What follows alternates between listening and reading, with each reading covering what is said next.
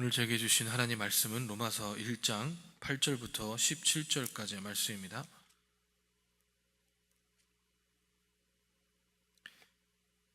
신약성경 239페이지 있습니다. 로마서 1장 8절부터 17절까지의 말씀입니다. 살아계신 하나님 말씀을 봉독하겠습니다. 먼저 내가 예수 그리스도로 말미암아 너희 모든 사람에게 관하여 내 하나님께 감사함은 너희 믿음이 온 세상에 전파됨이로다.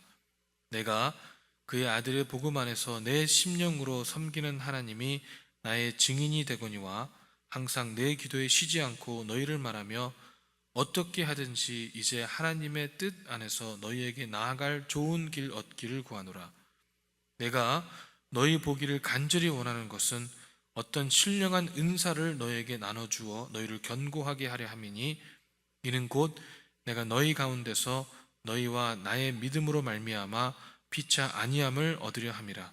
형제들아, 내가 여러 번 너에게 가고자 한 것을 너희가 모르기를 원하지 아니하노니 이는 너희 중에서도 다른 이방인 중에서와 같이 열매를 맺게 하려 함이로되 지금까지 길이 막혔도다.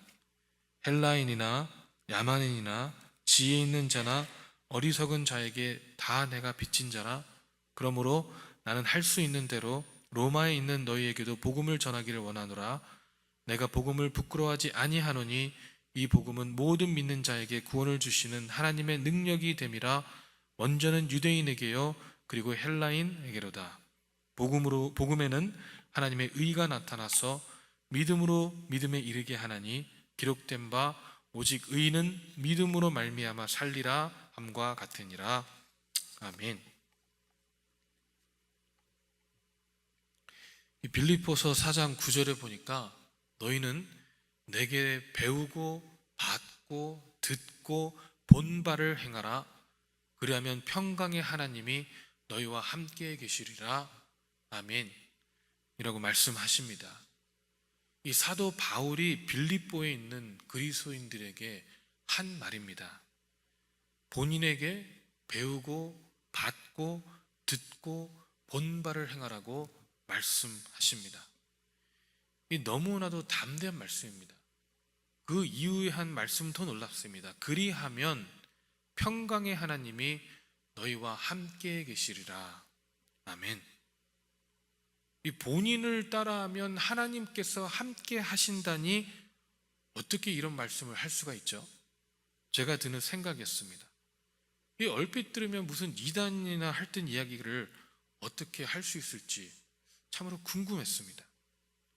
이 디모데전서 1장 15절에 보니까 죄인 중에 내가 괴순이라고 표현하였고, 또 로마서 7장에 본인의 두 마음이 있어서 23절에 내 지체 속에서 한 다른 법이 내 마음의 법과 싸워 내 지체 속에 있는 죄의 법으로 나를 사로잡는 것을 보는도다고 고백하였고, 또 24절에 오호라 나는 곤고한 사람이로다.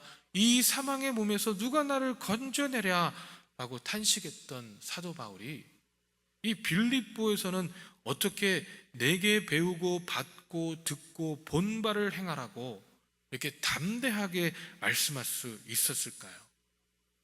이 빌립보서에서만 말씀한 것이 아닙니다. 고린도전서 11장 2절에도 너희가 모든 일에 나를 기억하고 또 내가 너희에게 전해준 대로 그 전통을 너희가 지킴으로 너희를 칭찬하노라. 아멘. 이라고 말씀하십니다. 여러분은 여러분의 자녀 혹은 주위 분들에게 내가 산 대로만 살아. 그러면 평강의 하나님이 너희와 함께 있을 거야. 라고 담대하게 말씀하실 수 있으세요? 나는 하늘 우러러 한 점 부끄럼 없이 살았으니까 너희도 나같이만 살아. 라고 말씀할 수 있으세요? 그게 사도 바울이 한 얘기 아닙니까? 저는 못하겠더라고요. 아무리 생각을 해봐도 내게 배우고 받고 듣고 본 바를 행하라고 이야기하기가 너무나 부끄럽더라고요. 이 내게 배운 것을 행하라 이야기할 수 있을 것 같습니다. 가르치는 것은 말로만 하면 되니까. 내게 받고 들은 것을 행하라. 이것도 말할 수 있습니다. 왜냐하면 이 두 명령에도 행동이 수반되지가 않습니다. 그런데 본바를 행하라? 이 일에 영 자신이 없더라고요. 이 누구에게 나의 행동, 내가 한 행동을 본대로 행하라고 이야기하는 것은 이 정말 쉽지 않더라고요. 누군가에게 나의 행동을 보여준다? 누군가에게 나에게 일거수일투족을 보여준다? 이 참으로 쉽지 않은 것 같습니다.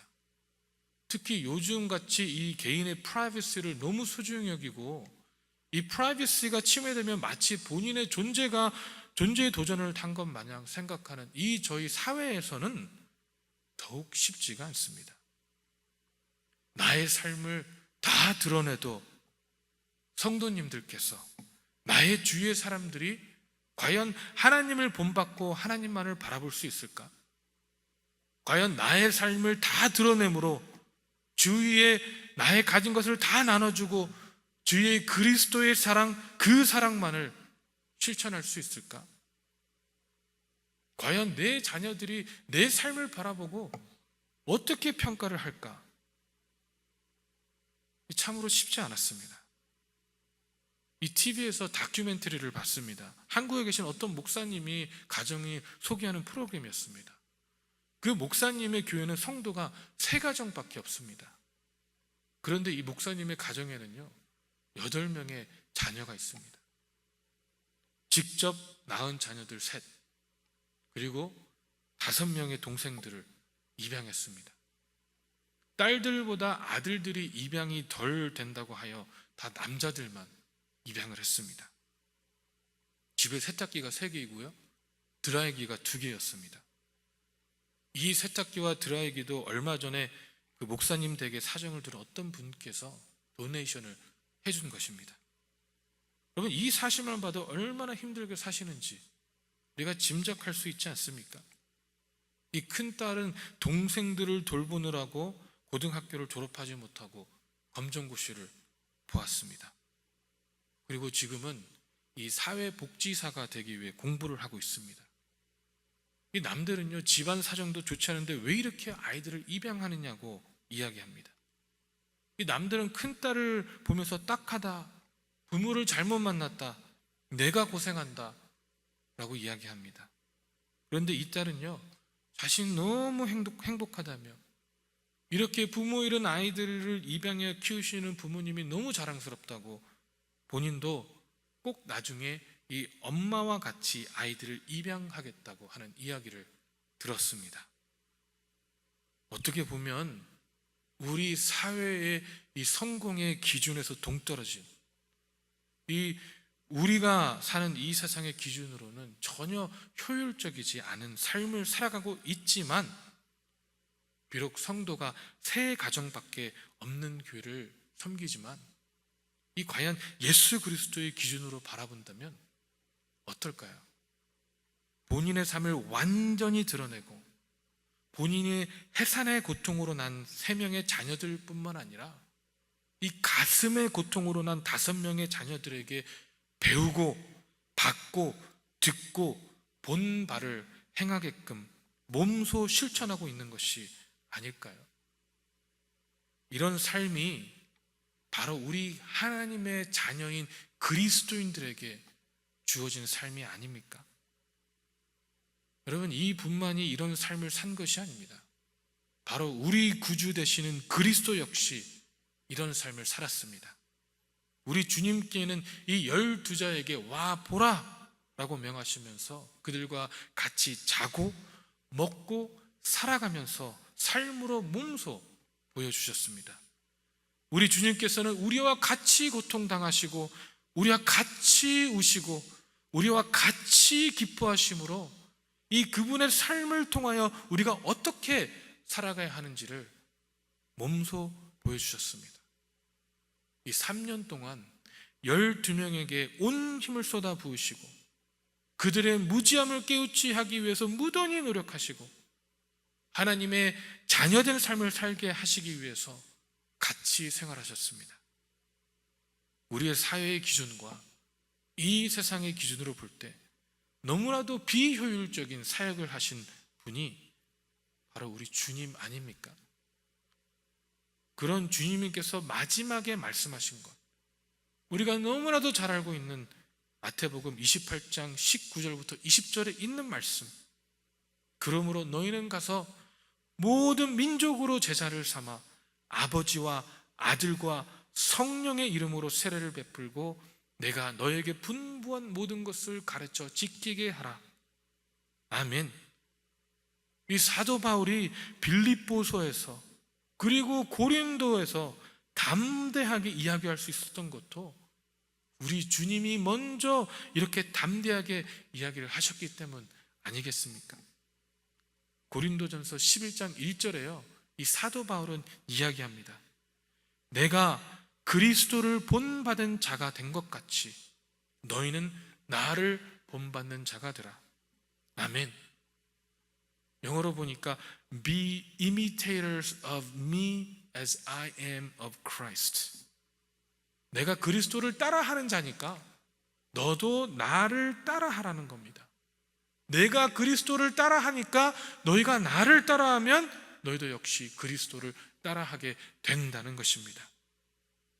여러분, 사도 바울이 이렇게 담대할 수 있었던 이유, 어떻게 보면 사도 바울을 이거 너무 교만한 거 아니야? 라고 생각할 수 있는 말씀을 할 수 있었던 이유는, 이 사도 바울은요, 예수 그리스도가 본인 안에 살아계심을 완전히 한치의 의심도 없이 믿고 있었기 때문에 가능했던 것이 아닐까요? 여러분 안에는 오직 그리스도만이 살아계시다고 자부할 수 있습니까? 오늘 본문의 말씀 11절과 12절을 보니까 내가 너희 보기를 간절히 원하는 것은 어떤 신령한 은사를 너에게 나눠주어 너희를 견고하게 하려 함이니 이는 곧 내가 너희 가운데서 너희와 나의 믿음으로 말미암아 피차 아니함을 얻게 하려 함이라. 아멘. 이라고 말씀하고 있습니다.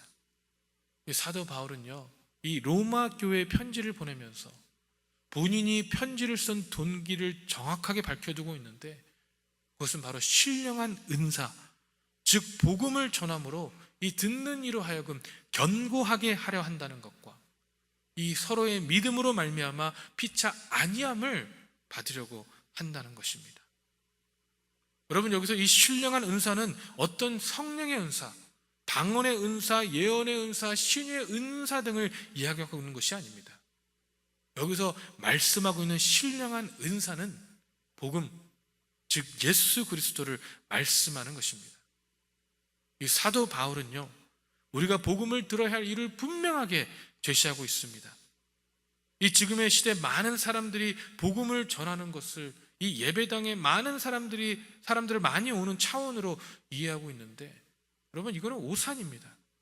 진정한 복음은 우리로 하여금 우리의 의지와 우리의 생각을 다 내려놓게 만듭니다. 그 이유는요, 우리는 우리의 의지로 하나님의 말씀을 믿을 수 있는 것이 아니기 때문입니다. 나의 지혜와 깨달음으로 그리스도를 받아들인 것이 아니라 하나님의 전적인 은혜로 말미암아 그리스도가 믿어지게 된 것입니다. 이 복음에 관하여서는 우리의 수고와 노력이 전혀 개입되지 않습니다. 이 복음 앞에서는요, 우리의 모든 가능성을 포기하게 됩니다. 믿는 것이 아니라 믿어지는 것입니다. 내가 예수님을 믿을 만한 자질도 없었고 나의 어떠한 것으로도 예수님의 구원을 이룰 수 없다는 것을 깨달을 때에 우리 예수 그리스도가 구주로 믿어진 것에 대해서 감사하게 되는 것입니다. 예수님께서 우리에게 원하시는 것은 인제 복음이 믿어졌으니 더 많은 일을 하라는 것이 아니라 우리가 복음을 알고 있는 모습 그대로를 드러내면서 살기를 원하시는 것입니다. 우리는 우리가 있는 자리에서 복음을 통하여 우리가 얼마나 큰 죄인인 것을 깨달은 것과 그럼에도 불구하고 복음을 듣고 믿게 해주신 주님의 은혜에 감사하는 것을 드러내기만 하면 되는 것입니다. 우리가 어떤 자리에서 어떤 모습으로 그리스도를 전할 것인가는 이 예수님께서 하실 일입니다. 사도 바울은요, 텐트를 만들면서 복음을 전했습니다. 예수님께서는 여러 형태, 여러 환경, 여러 상황 속에서 복음으로 사는 것이 어떤 것임을 우리를 통해서 이 세상에 보이실 것입니다. 그러므로 우리는 이 우리에게 주어진 환경 속에서 순종하며 그리스도만 보이는 것이 하나님의 자녀들로서 해야 할 일인 것입니다. 여러분, 우리는요, 그리스도에 사용되어지기 위해서 이 부르심을 받은 하나님의 자녀들입니다. 그러기에 내가 어떻게 하려고 하는 것이 아니라 오직 그리스도께 맡겨야 합니다. 여러분, 그러할 때 우리는 견고해지고 피차 서로에게 안위함이 될 수 있는 것입니다. 여러분, 우리 사도 바울과 같이 imitators of Christ가 되기를 소망합니다. 그리스도께서 살아가신 그 모습 그대로를 따라 살아가면 됩니다. 여러분, 제가 그리스도인들을 이 속칭하는 용어 중에 가장 좋아하는 속칭은 예수쟁이라는 말입니다. 이 말은 물론 세상 사람들이 우리를 놀리기 위해 지어낸 말이지만 이 그들도 뭔가 알고 지어낸 얘기 아닙니까? 여러분, 우리 모두는요, 예수쟁이가 돼야 됩니다. 예수쟁이가 뭡니까? 예수님만을 따라 산다는 게 바로 예수쟁이 아니겠습니까? 예수님만을 드러내고 사는 것이 바로 예수쟁이가 아니겠습니까? 이래도 예수, 저래도 예수, 화가 나도 예수, 슬퍼도 예수, 기뻐도 예수, 실패해도 예수, 성공해도 예수. 그게 바로 예수쟁이가 아니겠습니까? 여러분, 우리는요, 예수님만을 따라 살아야 합니다. 이 잠언 25장 13절에 충성된 사자는 그를 보낸 이에게 마치 취수하는 날의 얼음 냉수 같아서 능히 그 주인의 마음을 시원하게 하느니라. 아멘. 저는요, 저와 여러분이 진심으로 충성된 종 같아서 우리 주님의 마음을 시원하게 할 수 있기를 소망합니다. 여러분은요, 제가 담대하게 고백합니다. 제게 배우고 받고 듣고 본바를 행하십시오. 여러분은요, 제가 그리스도를 본받은 자가 된 것 같이 그리스도를 본받으십시오.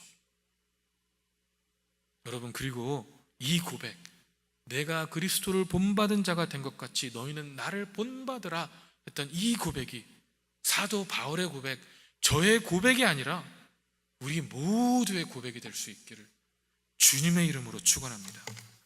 기도하시겠습니다.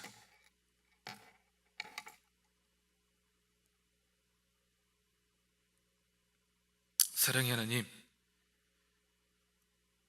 오직 그리스도만을 쫓아 살기를 소망합니다.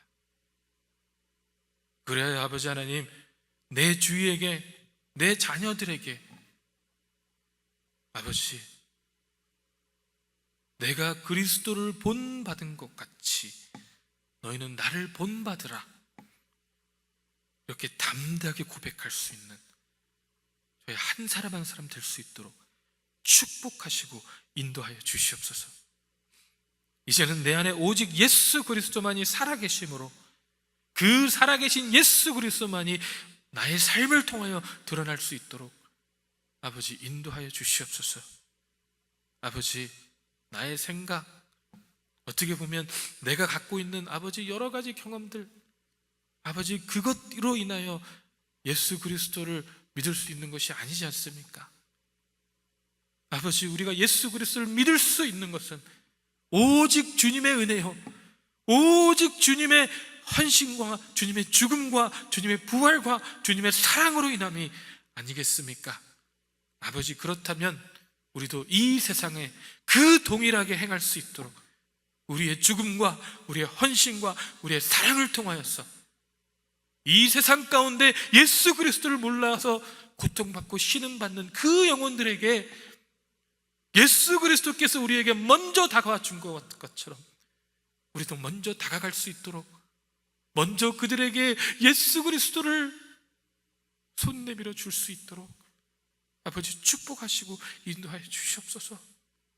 상처받고 아버지 정말 상한 심령으로 신음하고 있는 그 영혼들에게 우리가 아버지께서 우리를 바라보셨던 그 민망해 계셨던 불쌍해 계셨던 그 동일한 마음을 가지고 그 영혼들을 바라보며 그 영혼들에게